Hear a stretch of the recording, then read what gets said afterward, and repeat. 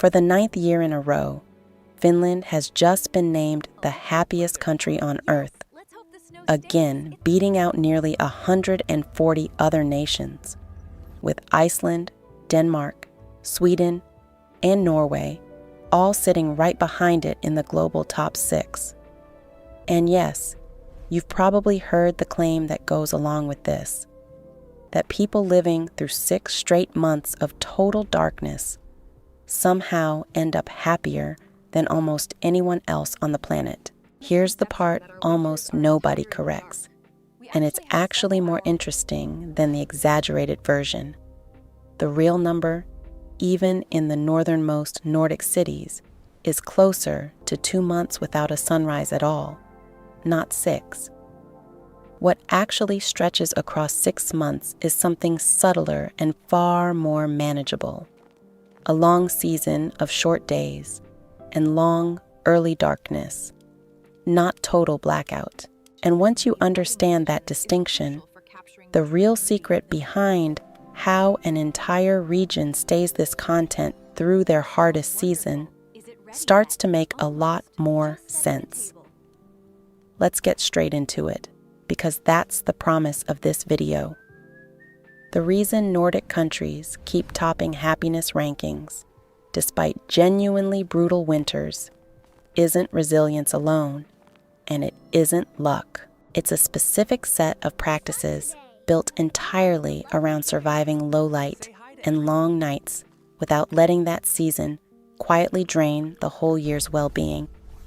And Hygge, in its most literal, practical form, was built exactly for this problem. Before we go further, I want to be upfront about what this video is. What follows is built from documented cultural research and the actual World Happiness Report data, filtered through my own experience and interpretation. My honest attempt to translate a real pattern, not medical or psychological advice. If you're dealing with genuinely difficult mood changes tied to season or light, please talk to a doctor. This video is for education and entertainment, meant to inform, not diagnose or treat anything. I'm Freya Holm. I grew up in a small fishing town on the Danish coast, daughter of a teacher and a fisherman, and winter there meant leaving for school in darkness and coming home in darkness too, months at a time. I trained as an interior designer in Copenhagen and spent 8 years organizing homes for urban families, and I noticed something every single winter without fail. The homes that felt calmest in February weren't the ones with the most lamps or the biggest windows. They were the ones where an entire small system of habits had been built specifically around the season, rather than just enduring it and waiting for spring. Here's the perspective I want you holding on to for the rest of this video. Most places treat winter darkness as something to just get through. Gritted teeth, waiting it out until the light comes back. Nordic countries, especially Denmark, built an entire cultural practice instead. Hygge, at its most functional, is largely a winter survival system, dressed up in a word that got flattened into candles and blankets by everyone outside the culture. The real function of it is structural. How you light a room differently at 4 p.m. in December. How you build warmth and connection into a dark evening instead of just tolerating it. How a short day gets treated as a full day instead of a disappointing one. Stick with me, because a little further into this video, I'll walk you through the actual light and rhythm habits Danish homes use differently in winter versus summer. Most people keep their homes lit the exact same way year-round, and that alone is quietly working against them. And later, I'll get into the specific social habit that does more for winter mood than almost anything else on this list. The one that has nothing to do with lighting at all, and almost everything to do with who's in the room with you. If any of this is already reframing how you think about your own winter, go ahead and hit like and subscribe if you're new here. This channel exists to hand you the real system behind Nordic living, not the aesthetic version, and it genuinely helps to have you here for the rest of it. Let's start with the lighting shift, because it's the easiest one to apply tonight. Here's the lighting habit. And I want to start with a confession.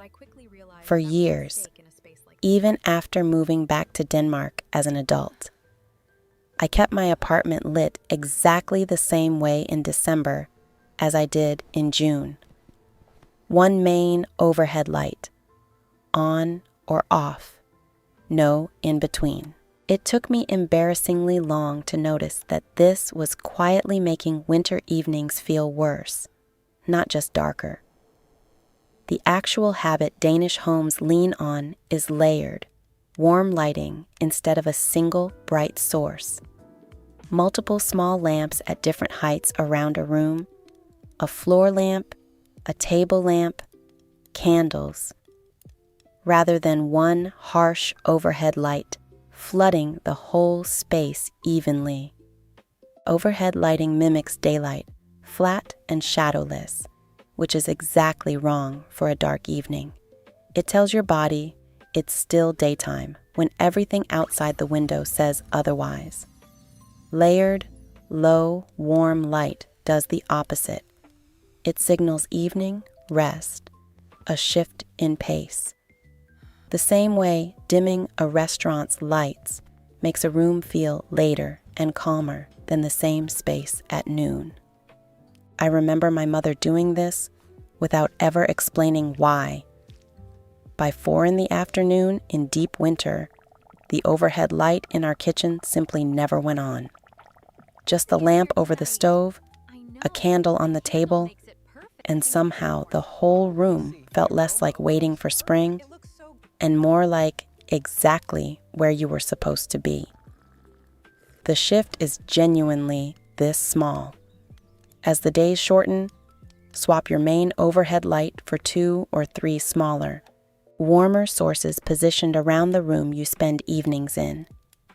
It costs almost nothing, and it does more for how a dark evening actually feels than any amount of gritting your teeth and waiting for March ever will. Now, here's the part I think matters even more than lighting, and it's the one I promised you. The habit that has less to do with the room itself and everything to do with who's in it. In Denmark, winter tends to shrink the radius of daily life, but it very rarely shrinks the amount of contact people have with others. If anything, the opposite happens. Small, frequent, low-effort gatherings become more deliberate exactly because the season makes isolation so easy to slide into by accident. A short coffee with a neighbor, a regular weeknight dinner with the same 2 or 3 friends. Nothing elaborate, just consistent. The Danish and Swedish habit of a deliberate pause with someone else, often built around coffee, known as fika in Sweden, isn't really about the coffee at all. It's a scheduled, protected moment of actual connection, placed intentionally into a season that makes people want to disappear into their own homes and not come out until spring. I remember this specifically from my own childhood winters. My mother had 2 friends who came by almost every single week, without fail, all through the darkest months, for nothing more than tea and bread at the kitchen table. As a kid, I didn't understand why that particular ritual never got canceled, even on the coldest, darkest nights, when it would have been so easy to just stay in with the door shut. Looking back now, I think that weekly hour was doing more for how bearable that whole season felt than anything else in the house. More than the candles, more than the lamps, more than any of it. I want to be honest about why this matters more than people expect. Isolation and low light compound each other.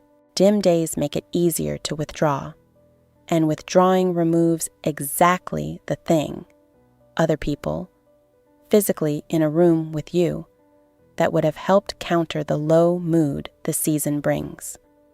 Nordic winter habits aren't really fighting the darkness directly. They're refusing to let the darkness win the isolation battle quietly in the background, without anyone noticing it's even happening.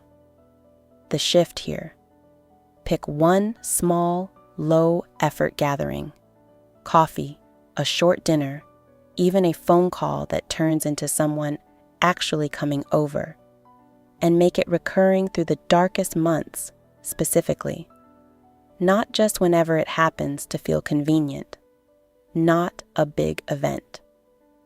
Something small enough to survive being tired, being busy, not really feeling like it, because the whole point of these Nordic winter habits was never willpower.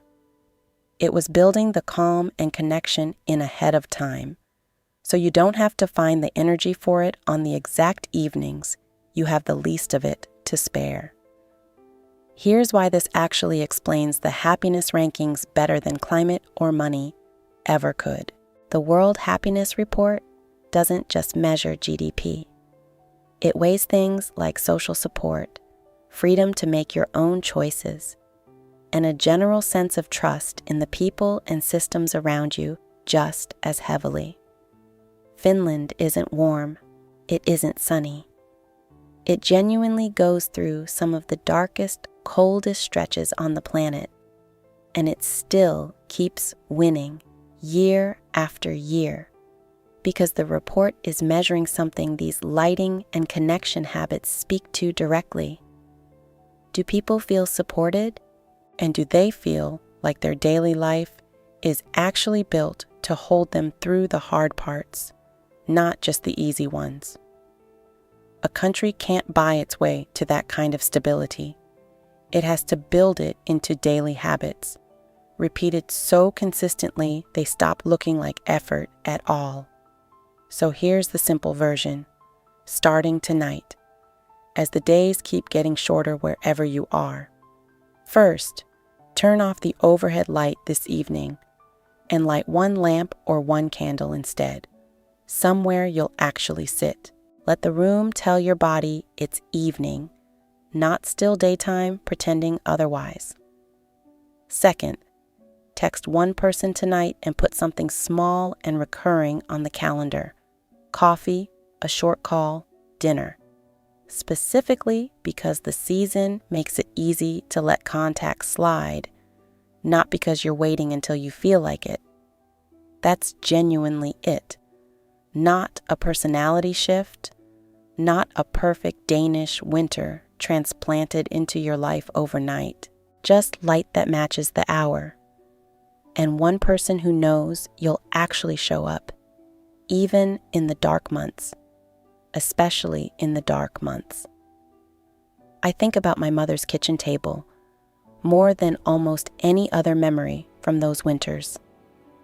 Not because anything dramatic happened there, just tea, bread, the same two friends, week after week, through the darkest stretch of the year. I didn't understand as a kid why that ritual felt so steady. I understand it completely now. It wasn't fighting the darkness. It was simply refusing to face it alone. You don't need 6 months of total darkness to feel what this video is actually about. You just need one dark evening, handled a little differently than you handled the last one. Tell me in the comments. Is it the lighting or the recurring connection you're going to try first this week? I read every single comment, and if you know someone who tends to disappear into themselves once the days get short, send this to them. Sometimes the reminder that it's not about willpower is exactly what someone needs to hear before winter fully sets in. I'm Freya, and I'll see you in the next one.